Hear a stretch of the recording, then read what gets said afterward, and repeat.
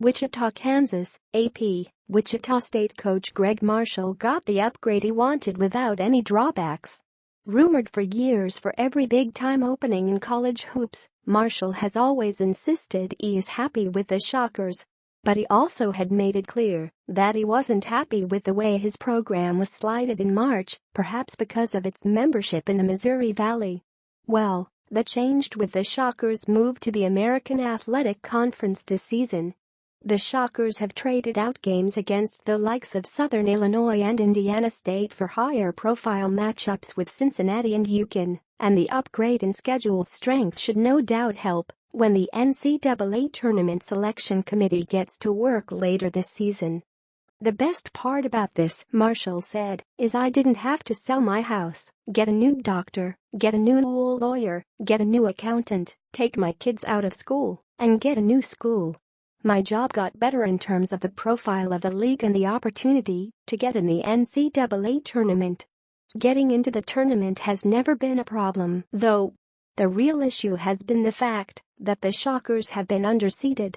They were a 10 seed last season despite winning 30 regular season games, and even the year they went unbeaten and earned a number 1 seed, they were bracketed along with an 8th-seeded Kentucky team filled to the brim with NBA lottery picks. The year the Shockers went to the Final Four, they had to upset their way there as a number 9 seed.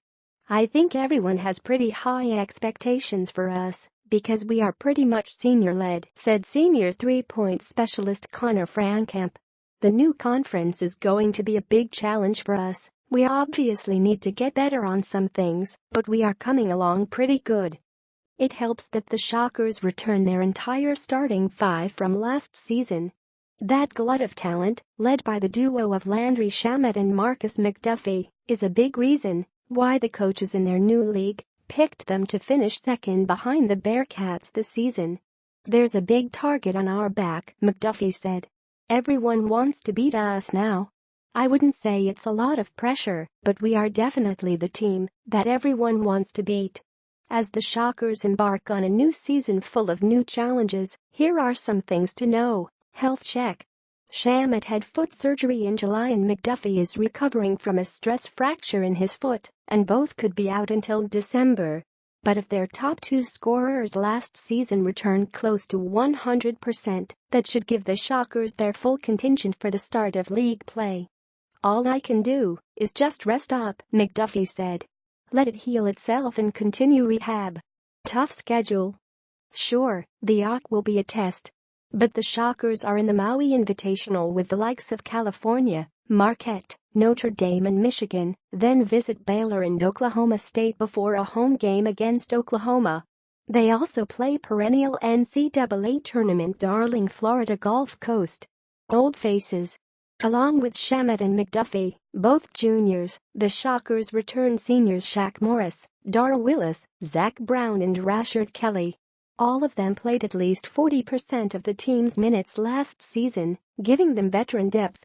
"Everyone is going to come at you 100 miles per hour," Brown said, "just because we wear Wichita State on our jersey.